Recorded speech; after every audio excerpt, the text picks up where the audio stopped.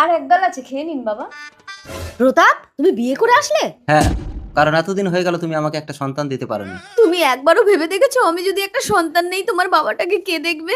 বাবাটা তো আমার, তোমার এত চিন্তা হচ্ছে কেন? এত কথা কেন বলছো? ঘাট ধাক্কা দিয়ে ঘর থেকে বের করে দিলেই তো হয়ে যায়। তুমি ঠিক বলেছো পতঙ্গ। থাক, আমাকে ধাক্কা দিতে হবে না, আমি চলে যাচ্ছি। তুমি চলে গেলে আমাকে কে দেখবে বৌমা? আপনার ছেলে নতুন বউ এনেছে, আপনাকে খুব যত্ন করবে। তুমি কোথায় যাবে বৌমা? জানি না বাবা, একটা নির্ভাঙা পাখি যেমন খোলা আকাশে ডানা মেলে উঠতে উঠতে ক্লান্ত হয়ে মাটিতে পড়ে যায়, আমার অবস্থাটাও সেরকম হয়েছে বাবা।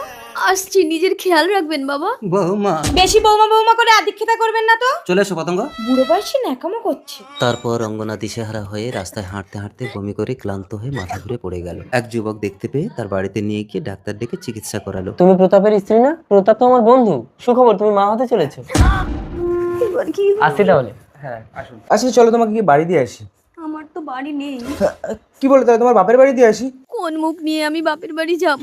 আমাকে একটা কাজ খুঁজে দেবে? না না, তোমাকে এই অবস্থায় কাজ করতে হবে না, আমি কাজ করে তোমায় খাবো, তুমি আমার বাড়িতে থাকো। এই অবস্থায় তোমার বাড়িতে থাকলে লোকে ভাববে এই সন্তান তোমার। সেই মুহূর্তেই ভাই হাত বাড়িয়ে দিল দিদির হাতে রাখি পরার জন্য। আজ থেকে তুই আমার ভাই। 6 মাস পর। বৌমা, খুব খিদে পেয়েছে, একটু জল দাও না। উফ, হাড় মাংস জ্বালিয়ে খেলা করে নিয়ে খেতে পারো না?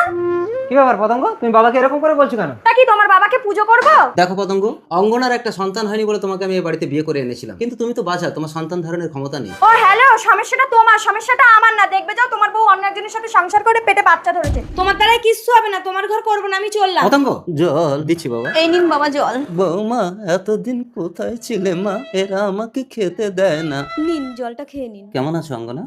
বাবা, আমি আপনার জন্য ভাত এনেছি। তুমি আমাকে ডিভোর্স না দিয়ে অন্য ছেলেকে বিয়ে করে তার বাচ্চাও নিয়ে নিলে?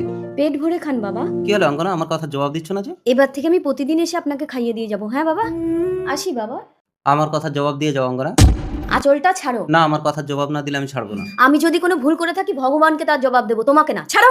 অঙ্গনা, বৌমা। তারপর প্রচন্ড চিন্তায় শোকে প্রতাপ যখন রাস্তায় বসেছিল, হঠাৎ ডাক্তারের সঙ্গে দেখা হলে অঙ্গনার পেটের সন্তান সম্বন্ধে ডাক্তার যখন বিস্তারিত বলল, তখন প্রতাপ বুঝতে পারলো, তার মানে অঙ্গনার পেটে আমার সন্তান। ভাই বকুল, আমার বউকে আমি তোর কাছে ভিক্ষা চাইছি। ভাই, ওকে বলে দে, এ যুগে রাবণের মতো ছল করে ভিখারি সেজে সীতাকে হরণ করা যায় না।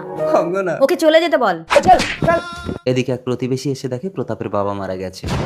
বাবা, প্রতিবেশী বলল, তোমার বাবা তোমাকে মৃতদেহ স্পর্শ করতে না বলেছে, অঙ্গনাকে ডেকে আনতে বলেছে। বাবা, তোমরা কেন একে একে সবাই আমাকে ছেড়ে চলে গেলে? বাবা, বাবা। কেঁদো না বৌমা, আমি তোমার সন্তান হয়ে তোমার ঘরে জন্ম নেব। তোমার কাছে শুধু এইটুকু অনুরোধ, তুমি এই বাড়ি ছেড়ে যেও না বৌমা। এসো অঙ্গনা, আমরা একসাথে বাবাকে